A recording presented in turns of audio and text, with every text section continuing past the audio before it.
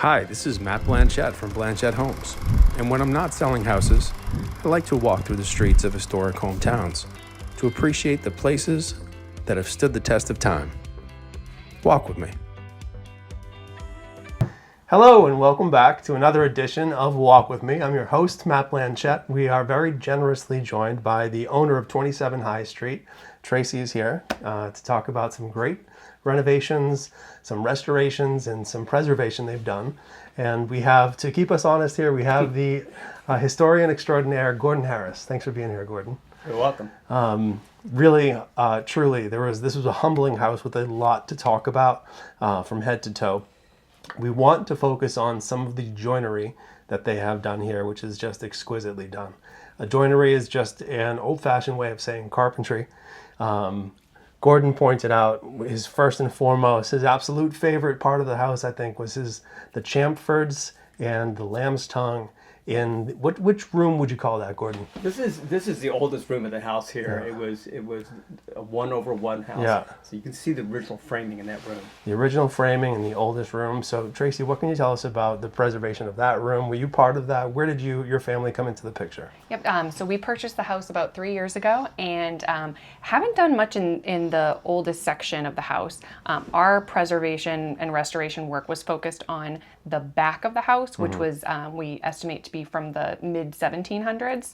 So that was a later addition to the original section from the 1600s. And if you're looking outside, you can see the addition of the salt box, which we'll probably get a sexy drone picture because we have a great photographer of right about now.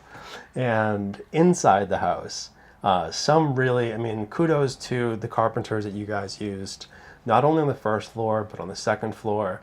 And so tell us about the problem and the solution that you encountered in that room back there. Yep. So on the second floor, the floor had sunk about 7 inches into the kind of hillside in the back. So really, it was essentially unusable to place furniture, really to just live in that section of the house. So what we ended up doing was we could either lift the whole house or address the extreme slope from custom floor joists. So we ended up doing the latter. We our carpenters built a custom joist system, pulled up all of the floorboards, replaned them to take off some old paint and put them all back down, along with raising the ceiling on top of existing framing, just to make it a little bit more comfortable given that the floor had gone up. Yes. Yeah. What is the name of your carpenter that did all the work? So Dave McCarthy and Bill Barton and Lee McKenna were the three. So thank you, gentlemen. Well done.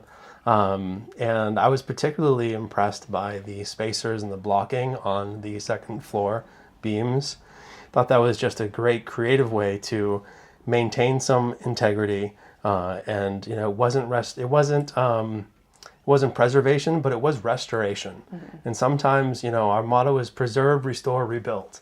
And if we can find a way to save what we have, which is what you guys have done, that's really what this is all about. And I thought that was a beautiful job. Were there any other features that I missed? This room over here was added probably last in the middle of the 18th century, and it has some exquisite Georgian paneling on the walls. Yeah, we would be remiss if we didn't at least give a little bit of nod to the Georgian paneling. We could write a dissertation on this house, folks. It's been kept by some great people in some great hands, and I think it's a great example of how a modern family can live in a historic property.